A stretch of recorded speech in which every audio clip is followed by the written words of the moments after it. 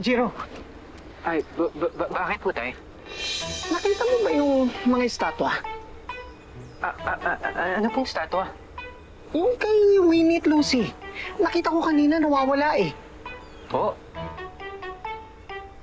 Bakit na? Kanina po kasi, wini-wish ko na sana mabuhay sila para maturuan nila ako kung paano maging matapang. Di po kaya nagkatotoo yung wish ko, tay?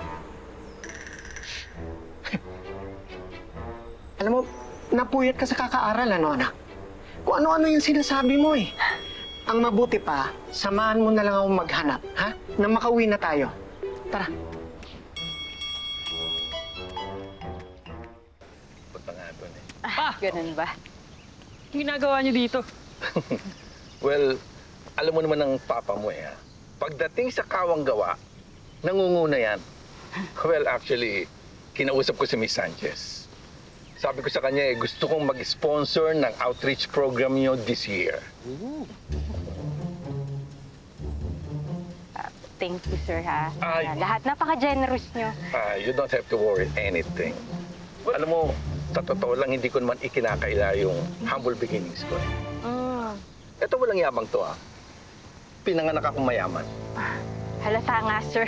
Marami kaming pera. Kaya kahit mabawasan yung barya, eh, okay lang. Ha? Generous talaga yung dad nyo. No? Man. Oo. Thank you, sir, ha? Thank you. Okay. Maiwan ko muna kayo, ha? Marcos, kitain na lang kita sa classroom, ha? All the Thank you time. ulit, sir. All the time. Paano man oh? Marcos, ano yung nabalitaan ko na umusa ka daw ng anak ng janitor nyo? Eh, isang quiz lang naman yun. Babawi naman ako next time. Babawi. Dapat lang, ha? Halika. Eto itato mo na sa kokote mo, ha? Unang-una, ayokong mamantsahan ng legacy ko.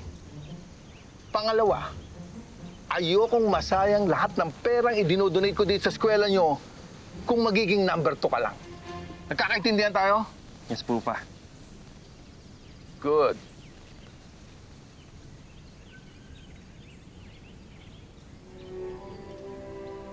Lang pa, ayusin ko yung legacy mo.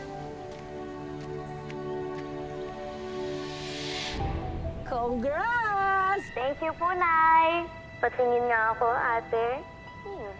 For sure, ako naman magiging Scout Captain next year pagka-graduate mo. Brave Scout Captain Lucy Bravo. Bagay, di ba? Bagay, di ba, Nay? Gaya-gaya ka talaga. Ang gagaling at ang gaganda talaga ng anak ko. Siyempre, mana sa inyo, Nay. Sinabi mo pa.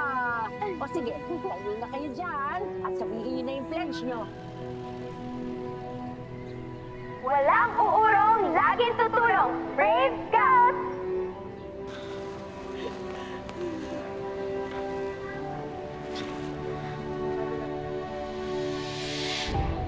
Bakit ganito dito?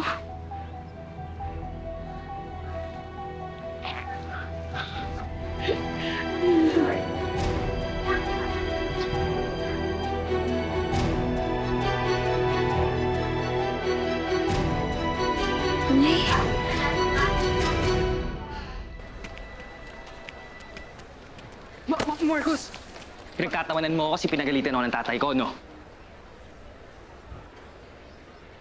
Hindi. Di ko naman alam na pinapagalitan ka ng tatay mo eh. Sino niloloko mo? I saw you. Nakita mo kami. Sasabihin mo pa sa classmates natin na sined mo na ako, no? Hindi, Marcos. Stop lying! Hoy! Masama yan!